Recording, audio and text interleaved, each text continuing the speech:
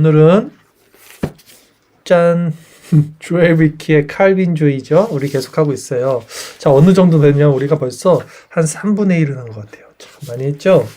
자, 그래서 오늘은 우리 튤립 교리를 계속해서 나누고 있었는데 튤립 교리 이제 지난주까지 보증과 견인의 교리를 나눴고 오늘 마지막 단계입니다. 이제 튤립 5가지 교리가 있었죠. 뭐였죠? 첫 번째 인간의 전적인 부패, 전적인 타락. 두 번째, 하나님의 무조건적인 선택. 세 번째, 제한 속죄. 네 번째, 불강력적인 은혜. 다섯 번째, 성도의 견인. 자, 오늘 이 마지막 시간입니다. 이제 여기서 다음 주부터는 이제 오솔라라고도 하죠. 오직 말씀, 믿음, 예수 그리스도, 오직 하나님께 영광. 이런, 이제 오직의 솔라에 대한 내용을 다음 주부터는 할 거고요.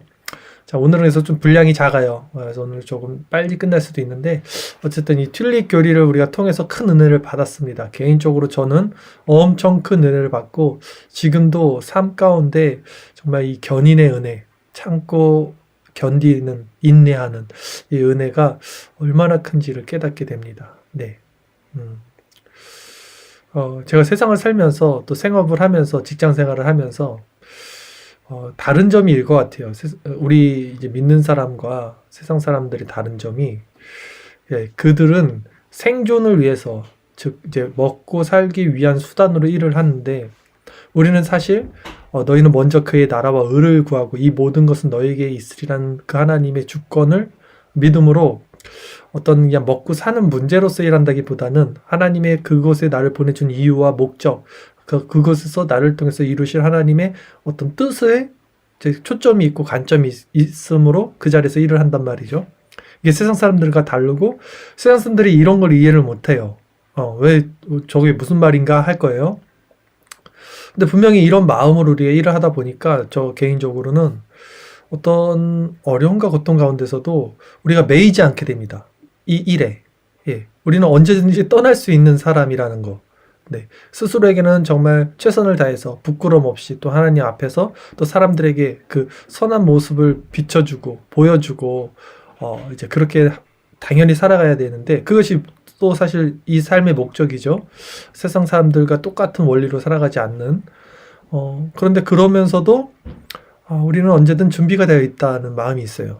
그래서 떳떳할 수 있고 오히려 자유로울 수 있고 더욱 그렇게 살기 위해서는 성도가 세상 가운데서 생업 가운데서 여러분 더 열심히 사십시오.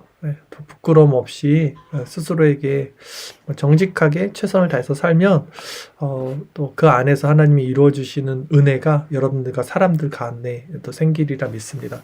자, 서두에 제가 좀 다른 얘기를 했는데 제가 오늘 너무 힘들게 살고 와서 그러는가 봐요. 오자마자 지금 바로 들어온 겁니다. 자, 오늘은 하나님의 놀라우신 은혜 제가 읽어드리겠습니다. 은혜로 말미암아 그리스도와 연합된 신자들은 은혜로 말미암아 그 안에 있음을 알게 된다. 그렇죠?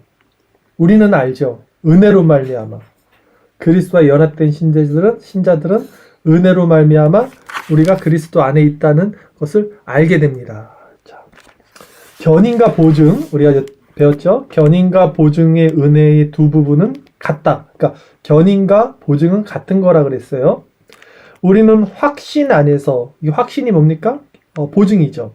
이 확신 안에서 성장하지 않고는 은혜 안에서 보존될 수 없으며, 그렇죠? 성장이라는 것이 견인이죠. 참고 견디는 거니까. 그러니까 이것이 같은 거라는 거예요. 또 견인 없이는 미증의 보증 안에서 자랄 수도 없다라고 했죠. 이 성장은 쉽게 얻을 수 있는 것이 아니라 그래요. 분명히. 맞습니다. 이 견인은요, 쉽지 않아요. 인내하고 참는 것은 내가 인내하고 참아야지가 아니라 이것이 하나님의 은혜 가운데서 그 보증의 원리에서 나를 인내하고 참게 하시는 내 안에 내주하시는 성령의 역사로 이루어지는 건데 이것을 내가 이렇게 바라볼 수 있는 눈도 생겨야 되고 그 안에서 내 안에서 이루시는 그 성령님의 조명하심과 내가 하나님의 주권에 순종하려는 나의 의지도 포함되는 쉬운 건 아니에요. 분명히 제가 경험해 보니까 쉬운 건 아니지만 굉장히 유익하다. 어떤 상황에서도 성도들을 정금과 같이 불에 달군 전gun과 같이 만들어낼 수 있는 것이 이 성도의 견인이다라는 것을 말씀드릴 수 있어요. 근데 쉬운 건 아닙니다. 이 성장은 쉽게 얻을 수 있는 것이 아니다라고 조엘 비키도 말하죠. 그것은 하나님의 은혜를 통해서, 그렇죠? 이건 다 은혜예요. 결국은 우리 스스로 할 수 있는 건 아니라는 거죠. 하나님의 은혜를 통해서 얻을 수 있는 것입니다. 그렇죠? 도르트 신조는 다음과 같이 말합니다. 우리가 지금 도르트 신조의 튤립 교리를 배우고 있으니까 도르트 신조가 이렇게 말해요. 그러나 성경은 이 세상에서 많은 육체적 의심에 시달려야 하고 심각한 시험 아래 있는 신자들이 항상 이러한 믿음과 견인의 확실성에 대한 확신으로 가득 차 있는 것은 아니라고 증언한다. 이해하셨죠? 성도들이 늘 견인과 보증 가운데서 아주 확실한 믿음으로 살고 있는 것은 아니라는 거예요. 그렇게 될 수는 없다는 거예요. 그렇지만 모든 위로의 아버지가 되시는 하나님께서는 감당할 수 없는 시험을 주지 않으시며 시험을 당하되 피할 길을 주셔서 감당할 수 있게 하시고, 성경 말씀이죠. 또한 성령으로 감동하사 견인의 확신으로 위로를 얻게 하신다. 날마다 평생 우리가 견인되고 성화되고 보증 가운데서 이런 열매를 맺는 삶이 아닐지라도 우리가 시험을 당할지라도 우리가 감당할 수 있는 시험만을 주시고, 또 시험을 당해서 우리가 낭망할지라도 피할 길을 또 주셔서 결국은 그 보증 안에서 또 견인의 열매를 맺어갈 수 있게 하신다라는 의미입니다. 기분 좋은 견인의 확신과 함께, 기분 좋은 견인의 확신, 우리는 존 뉴턴의 찬송시 놀라우신 주 은혜처럼 하나님의 은혜를 노래할 수 있습니다. 존 뉴턴, 이 종교개혁 당시에 존 뉴턴은 이제 종교개혁자면서도 이제 신학자면서 시인이었던 사람이에요. 읽어드릴게요. 나 이미 수많은 위험과 수고와 유혹을 통과해 왔도다. 이 은혜가 여기까지 안전하게 인도했으니 이 은혜가 나를 고향으로 인도하리라. 아멘. 우리가 견인의 은혜를 겪다 보면요, 근육이 생기고 심령이 다 단단해집니다. 경험치가 쌓여요. 레벨이 올라갑니다. 그래서 이 은혜가 여기까지 안전하게 나를 인도했으니, 내 인생을 인도했으니 이 은혜가 내 인생을 나의 고향 하나님 나라까지 인도하리라는 확신이 또 생기는 거예요. 영적인 근육이 생기는 거예요.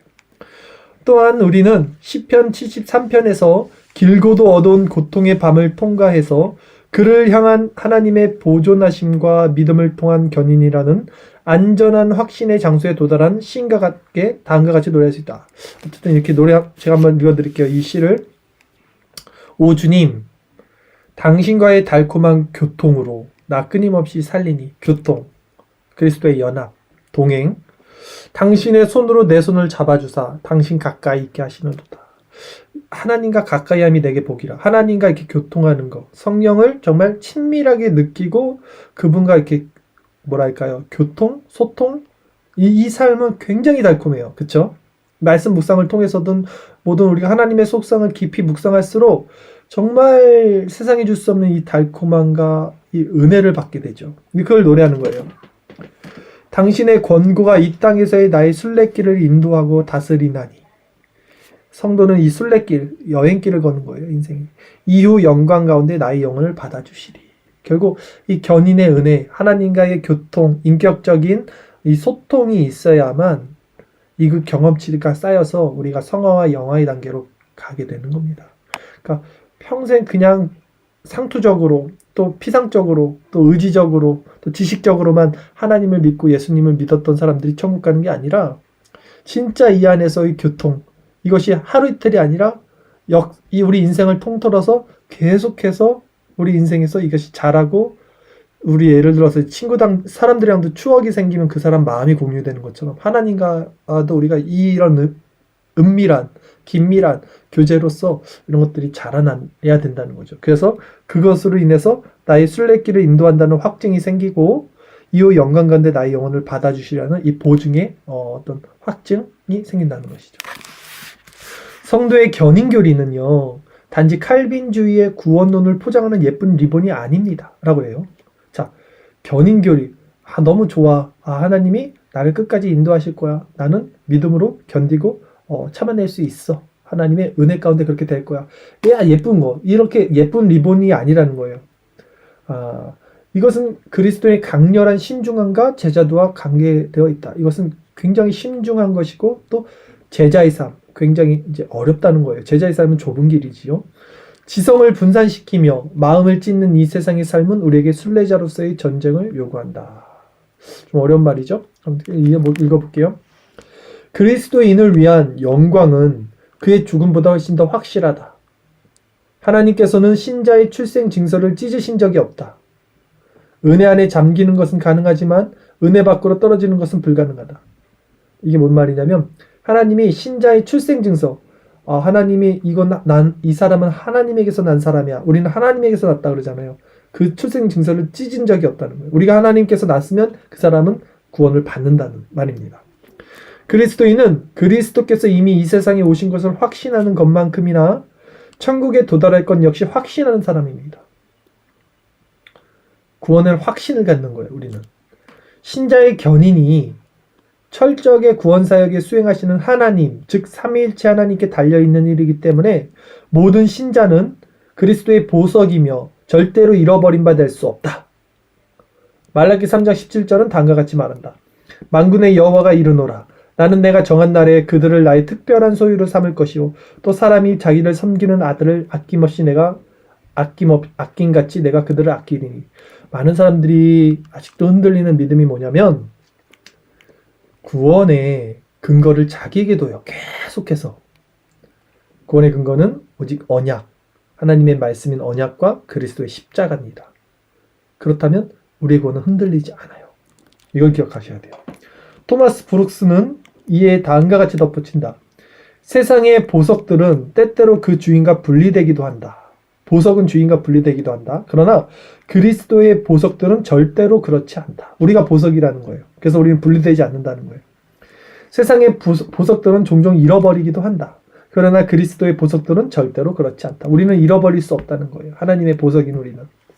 한때 선장이었던 뉴턴은, 존 뉴턴, 이 사람이 또 배를 항해했었죠. 이 뉴턴은 그가 꾸었던 놀라운 꿈에 대해 이야기하였다. 이게 이제 존 뉴턴의 꿈속의 이야기인데요. 한번 들어보세요. 꿈속에서 뉴턴은 나폴리 항구에 있었는데, 이탈리아 나폴리 항구. 그때 이 세상에서 가장 영광스러운 한 사람이 배에 올라와서는 뉴턴에게 아름다운 보석 하나를 주었다 그래요. 꿈속에서. 뉴턴은 전율했죠.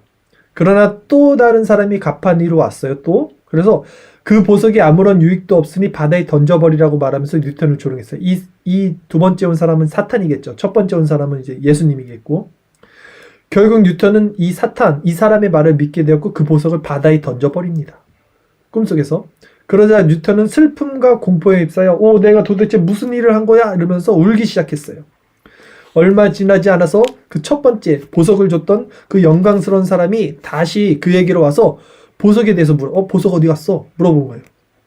그러자 뉴턴은 수치와 슬픔에 빠진 채 그것을 바다에 버렸다고 고백했습니다. 그 다음에 무슨 일이 벌어졌을까요, 여러분? 뉴턴은 이 영광스러운 분이 배의 한쪽 편으로 갔다가 그 보석을 다시 가지고 오는 것을 본 거예요. 그가 갑판으로 다시 돌아오자 뉴턴은 손을 뻗어 그 보석을 받으랬어요. 다시 주세요. 죄송해요. 잘못했어요. 이제 안 잊어버릴게요. 주세요. 이런 거예요. 그러자 그 영광스러운 분은 이렇게 했어요. 거절했어요. 그리고 이렇게 말합니다. 보석은 그래. 보석은 너 것이야. 보석은 당신 것입니다. 이 보석은 영원토록 당신 것이에요. 그렇지만 내가 당신을 위해 이 보석을 보관할 것입니다. 이게 어떤 말씀인지 아세요?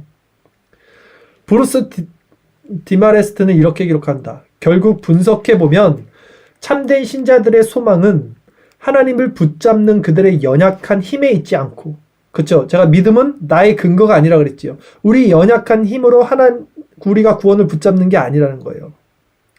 그들의 연약한 힘에 있지 않고 그들을 붙잡으시는 하나님의 강력하심에 있다. 이 보석은 네 거야. 하지만 너는 또 잃어버릴 수 있으니 내가 간직하고 있을게. 하나님의 주권으로 우리의 구원을 지켜주신다는 것입니다. 이 꿈이요. 우리의 영적인 삶의 안정성과 불변성은 우리의 인간적인 능력이 아닌 하나님의 영원한 목적과 무한하신 방책에 있는 것이다. 우리가 안전할 수 있는 것은 하나님의 주권에 있다는 거예요. 그러므로 하나님의 목적과 하나님의 약속, 하나님의 능력과 하나님의 공급들, 하나님의 보호는 우리에게 얼마나 엄청난 위로와 위안을 주는가. 이게 언약이라는 거예요. 언약. 아브라함에게 했던 언약, 이삭, 요셉, 야곱 다, 또 누구야? 있잖아요. 다윗 다 했던 언약들. 이 언약의 근거에서 우리를 구원시키자는 거죠. 예. 이게 엄청난 위로인 거예요. 이게 우리 안에 있으면 어떻겠습니까? 하나님이 우리에게 이 구원의 복음을 주셔도 우리는 이걸 또 버린다니까요. 바닷가에다가. 사탄이 우리를 속이면. 그래서 하나님이 보관해 주신다는 거예요. 여러분. 도르트 신조는 승리감에 가득 찬 어조로 견인에 대한 교리를 마무리합니다. 육신의 생각으로는 이러한 성도의 견인교리나 하나님 이름의 영광과 경건한 영혼을 위로하기 위하여 말씀에서 풍성하게 나타난 계시, 그리고 신실한 사람의 마음에 새겨주신 견인의 확실성을 이해할 수가 없다. 그러니까 세상 사람들이 이거 모른다는 거예요. 이거 알 수가 없어요. 지금 이런 견인의 교리가 뭔지. 사탄은 견인 교리를 미워합니다. 그쵸? 사탄은 계속해서 구원은 너에게 있어. 너에게 근거가 있어. 네가 착하게 살아야지. 네가 하나님 잘 믿어야지. 요거 사탄이 주는 거예요. 하나님은 아니야. 구원의 근거는 너한테 있는 게 아니야. 언약에 있어. 그리스도의 십자가에 있어. 그래서 너는 구원받을 수 있는 거야. 이게 하나님의 관점인 거예요. 사탄은 견인교리를 그래서 미워합니다. 세상 사람들은 이것을 조롱하죠. 야, 내가 열심히 해서 구원받는 거지, 착하게 살아야 구원받는 거지. 이게 세상 원리잖아요. 그러니까 우리같이 이렇게 하나님의 주권으로 택한 자들은 구원받는 거야. 이러면 아유 저런 의지박약아들 저 뭐하는 짓이야 하고 조롱한다고요. 우리를. 세상 사람은 이것을 조롱하고 무지한 사람과 위선자는 이것을 남용해요. 뭐냐면 구원파, 반율법적인 사람들, 그냥 그래? 산대만주의들. 아 그래? 내가 이제 예수 믿었으니까 난 구원받았지? 이제 내 맘대로 살아야지. 난 어차피 구원받았으니까. 이렇게 남용한다는 거예요. 네. 이단자들은 또 이것을 반대하죠. 그러나 그리스도의 신부는 항상 마치 헤아릴 수 없는 보배인 것처럼 이것을 진심으로, 전심으로 사랑하고 한결같이 변호해 왔어요. 또 어떠한 계획이나 세력으로도 넘어뜨릴 수 없는 하나님께서 끝날까지 계속해서 이렇게 행동하도록 해주시는 거예요. 이게 견인이죠. 한 하나님이신 성부, 성자, 성령께 찬송과 영광이 영원토록 있을지어다. 아멘. 여기서 끝나는데요. 자, 계속 읽어볼게요. 좀만 더. 알미니안주의와 칼빈주의. 자, 알미니안주의는요, 아주 넓지만, 알미니안주의는 뭐냐면, 내가 하나님 믿어야지 구원받는 거야. 구원에는 하나님의 주권도 필요하지만, 어떤 나의 선택도 필요해. 나의 행함도 필요하지. 이게 알미니안주의예요. 예, 자유주의. 알미니안주의는 아주 넓어요. 그래서. 구원의 폭이 넓다는 거예요. 너도 열심히 해. 너도 구원받을 수 있어. 너도 그냥 착하게 살아봐. 하나님 열심히 믿으면 구원받을 수 있어. 그래서 이게 넓다는 거예요. 그러나 강을 건너기에는 충분하지 못한 펜실베니아 링카스터 카운터에 있는 다리와 같다. 이게 왜 미국 사람이라 미국 걸 쓰니까 헷갈리는데 이거 넘어갈게요. 이처럼 알미니안주의는 여행하기에는 너무나 넓고 쉽지만 우리를 하나님의 가슴이라는 항구로 인도하지는 못해요. 그렇죠? 오늘날 교회 안에 얼마나 많은 사람들이 있습니까? 얼마나 많은 사람들이 구원을 말하고 있습니까? 그러나 정말 그 구원의 항구에 그들을 인도하지는 못해요. 그 복음주의권에서는. 알미니안주의자들은. 결국 알미니안주의는 그것이 약속하는 일을 성취하지 못하기 때문에 우리를 못살게 굽니다. 그것은 하나님의 본질을 약화시키고 인간을 높이며, 이게 초점이죠. 인간을 높여요. 자유의지를 향해 문을 활짝 열어줄 뿐이에요. 알미니안주의들 자유의지를 향해 문을 열어줍니다. 반면에 칼빈주의의 길은 좁아 보입니다. 어떤 의미에서 칼빈주의는 정말 좁은 길이죠. 왜냐하면 칼빈주의는 자기 부인을 요구해요. 그렇죠? 자기 부인. 그리고 인간이 어중간하게 하나님을 만날 수 없다고 가르쳐요. 너 중생 받아야 돼. 너 회심해야 돼. 너 회심한 걸까? 너 과연 중생 받은 걸까? 너 정말 성화의 열매가 있어야 돼. 너가 정말 성화의 열매가 있는 걸까? 계속해서 자기 자신을 점검하게 해요. 칼빈주의는.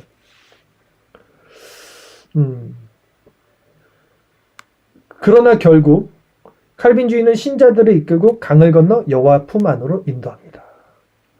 지성으로 믿고 영혼으로 경험된 칼빈주의의 진리들은 죄인들을 구원으로 인도할 것입니다. 칼빈주의는 하나님을 하나님 되시게, 인간을 인간 되게 만드는 신학입니다. 저는 이 말이 너무 좋아요. 칼빈주의는, 즉 개혁주의는 하나님을 하나님 되게, 인간을 인간 되게 만드는 거예요. 하나님은 하나님이시고 인간은 인간이다. 딱 이 고백만 제대로 할 수 있어도 여러분들은 신앙생활을 바로 할 수 있어요. 이 좋은 칼빈주의 안에 왜 사람들이 안 들어오고, 그렇게 너무나 놀란 게 교회 안에서 이 튤립 5대 교리를 배운 적이 없다고 하는 거예요, 사람들이. 인간의 전적 타락, 하나님의 무조건적인 선택, 제한 속죄, 불가역적인 은혜, 성도의 견인과 보증, 이런 거가 뭔지를 안 배웠다는 게 전 너무나 놀랐어요. 그리고 이것을 배워도 정말 이 5가지 이 교리가 무엇인지를 정말 깨우쳐야지만 은혜 가운데 구원으로서 나갈 수 있어요. 근데 이걸 정말 깨우친 그 은혜를 받은 사람들이 과연 또 몇이나 있을까? 그런 생각도 들어요. 자, 하나님을 영화롭게 하고 죄인을 겸손하게 하며 성도들을 격려합니다. 뭐가 격려하냐면 칼빈주의는 이렇게 칼빈주의는 주권적인 하나님께서 그를 위하시면 그 누구도 자신을 대적할 수 없음을 알고 있는 신자들을 격려하고 용기를 북돋아 줍니다. 이해가시죠? 라일은 그리스도의 군병은 전쟁에서 죽거나 실종되는 법이 없다라고 말했어요. 에롤허스는 구원이 우리의 주권적 하나님에 의해 어떻게 역사되는지를 아주 훌륭하게 묘사하고 있습니다. 요크셔의 오틀리에 있는 한 마을에 근심 어린 구경꾼들이 저습시에 누워 빗물이 흐르는 배수관에 손을 넣고 한 사람이 주위에 몰려있다. 이거 재밌어요. 한번 들어보세요. 이 구경꾼들 가운데서 깊은 근심에 쌓인 엄마 오리가 있었어요. 엄마 오리는 새끼 오리들을 이끌고 하수도를 지나 배수관을 넘어가려 했지만 새끼 오리들이 한 마리씩 배수관에 빠지고 말하는 거. 그러나 10마리 모든 새끼들은 상처 하나 입지 않고 구출되었고 행복하게 엄마 오리를 따라갔어요. 왜냐하면 배수관에 손을 넣고 있던 이 사람이 모든 오리 새끼들을 구출해 주었기 때문이에요. 잘못하면 배수관에 떨어져서 딴 데로 가는데 어떤 사람이 손을 넣어서 이 오리 새끼 10마리를 다 구출해 줬다는 거예요. 새끼 오리들이 하수도에서 빠져나올 수 있는 다른 방법은 없었어요. 그렇죠? 이 사람이 도와주지 않으면 이 새끼 오리는 다 죽었습니다. 오리보다 더 강한 어떤 힘이 필요했어요. 엄마 오리보다 강한 힘. 마찬가지로 우리의 구원에 있어서 우리는 반드시 우리가 받은 구원이 철저하게 전능하고도 은혜로우신 하나님으로부터 온다는 것을 확증해야 된다.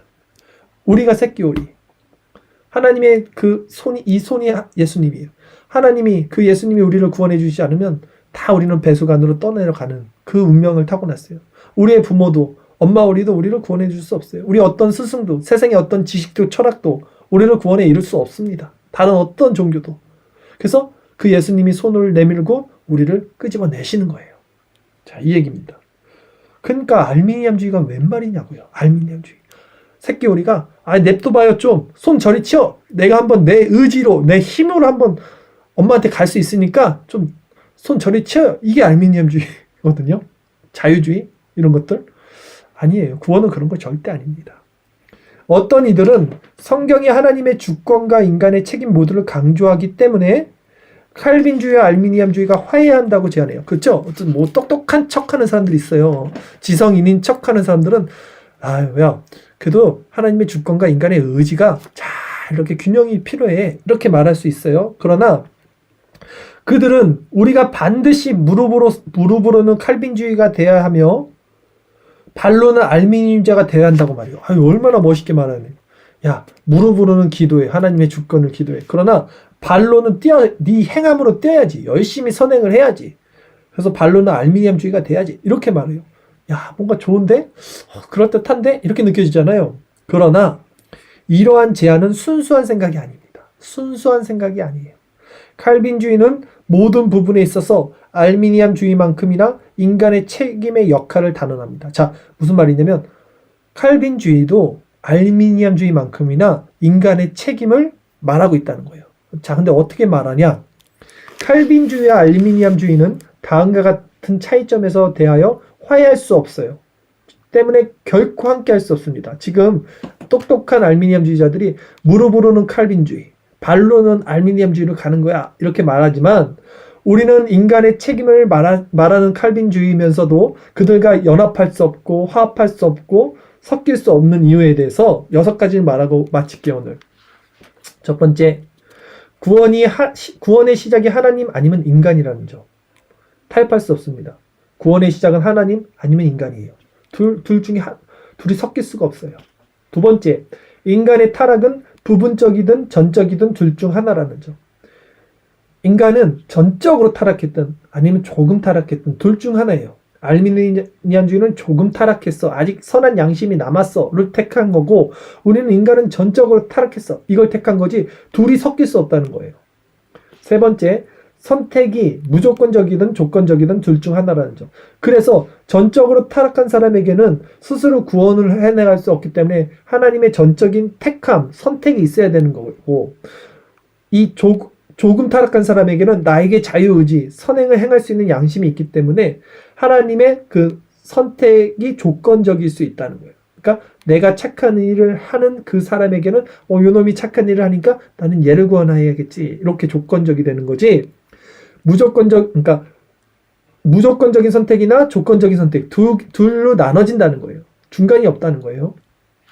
네 번째, 속죄가 제한적이든지 보편적이든지 둘 중 하나라는 점. 그렇기 때문에 죄를 용서하는 것도 하나님이 제한적으로 구원받을 자를 딱 정했어. 그러니까 내가 하나님의 무조건적인 선택으로 구원을 주니까, 구원해내니까 그 사람만 속죄도 제한적이라는 거예요. 다 이렇게 끄집어내는 게 아니잖아요. 하나님이 제한적으로 끄집어내는 거예요.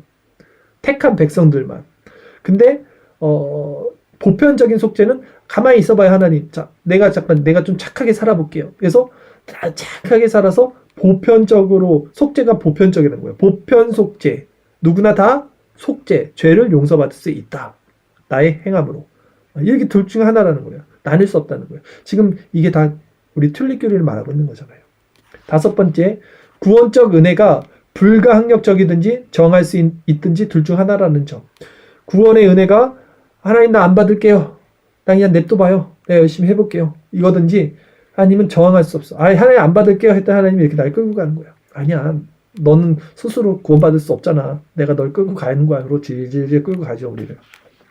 이 둘 중 하나라는 점입니다. 마지막 여섯 번째, 성도는 믿음으로 견인되든지 떨어지든지 둘 중 하나라는 점. 성도는 믿음을 갖고 있어서 인내하고 참는 그 성화의 과정을 통해서 구원을 되든지 아니면 그렇지 않든지 둘 중 하나라는 점. 이렇게 해서 우리가 칼빈주의 5대 강령, 또 튤립교리라고도 하죠. 쭉 살펴봤는데요. 여러분, 지금 제가 이렇게 좀 빨리 말하고 두서없이 말한 것 같은데 이 정리가 잘 됐는지 모르겠어요, 여러분들. 간단하게 말하면 하나님의 주권을 전적으로 의지하라는 말입니다. 자, 이 차이점들은 단지 강조점의 차이가 아닙니다. 이것들은 각기 다른 사상, 체계를 제시합니다.